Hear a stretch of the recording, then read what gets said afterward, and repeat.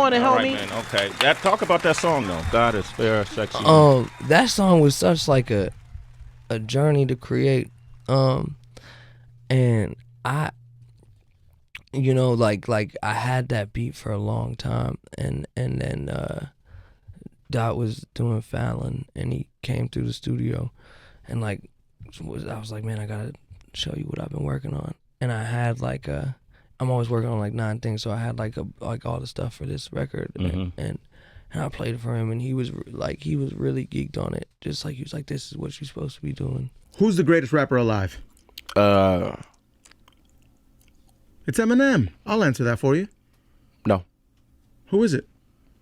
Well, I mean, based on the slump, based on what's recently been happening. I mean, just overall. Cause like, so you mean of all? No, recently, like, you talking about of all time. Yeah, it's like we could say Michael Jordan still alive, but he not beating LeBron James 1-on-1. You get what I'm saying? Right. That's what I'm like. We talking about. We talking about right now. It's Kendrick. Easy. First time I met with Kendrick on some, not met him, but the first time we got up on some music shit. I was just so excited about the nigga. I gave him some of my, I gave him beats or whatever. High Power was one of them. What a fucking song. High Power was one of them, which he killed and destroyed. And another one I got is this song we got now called Temptations. But when I gave him the beat, it already had my verse on it. I was just like, yo, I got this crazy beat with an ill verse on it. You know what I'm saying? Just do with it. And he went in there and like just put together those words. And I like remember like when he hit like the God is fair. There was like a moment of like, are we doing that? Are we doing that? And it was like, hell yeah, we doing that.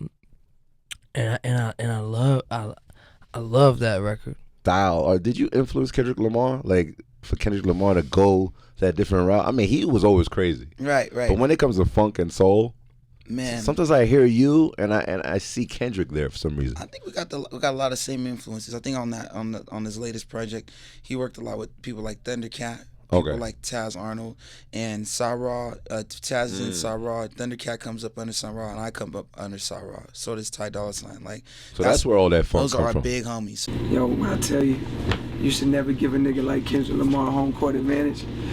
You know what I'm saying? Because he came back with an incredible verse. But my verse is still good.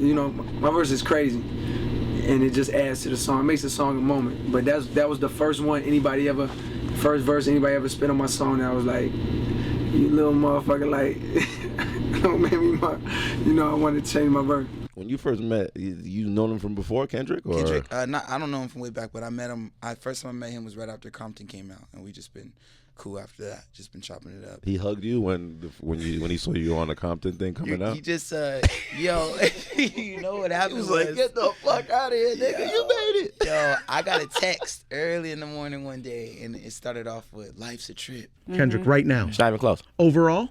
Yeah, it's not even close. Really? Because what do overall mean? You said rapper. Like everything done in their rap career. Their body of work. Body of work, lyricists.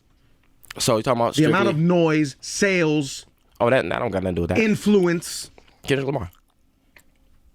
Right now. Yeah. Kendrick Lamar is the... They suck his dick so much. They suck Kendrick dick so much. Love this fucking guy.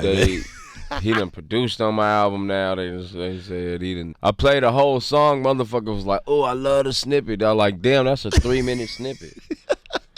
Like, people are they suck dick so much.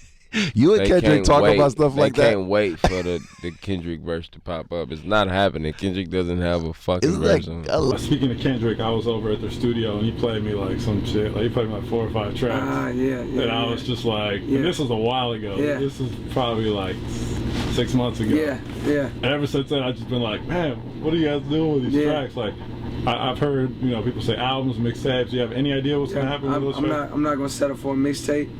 I mean, I say that now. Do you and Kendrick talk about stuff like that? How the public perceive everything? Like, no, yeah, of course. That's my boy. Y'all fuck with the public? Yeah.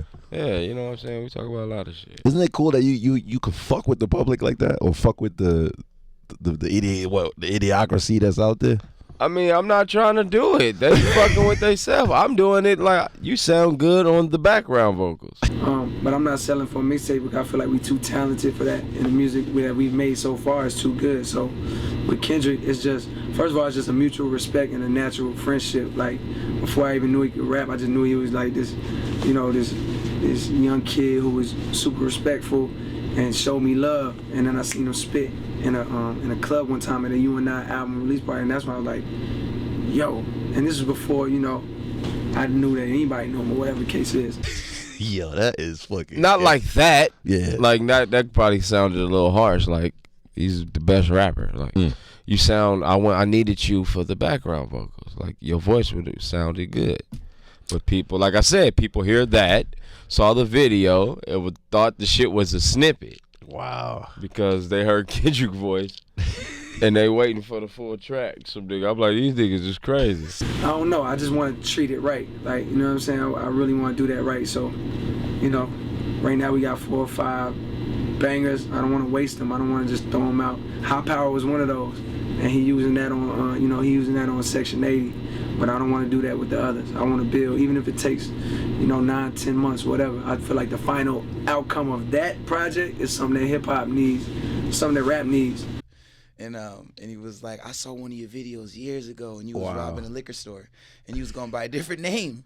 And he said when I saw that video, it made me want to get on my shit and, you know, go harder. And he did this long text, and then at the end of it, he's like, yo, you know, he signed Kendrick at the end. I was like, oh shit.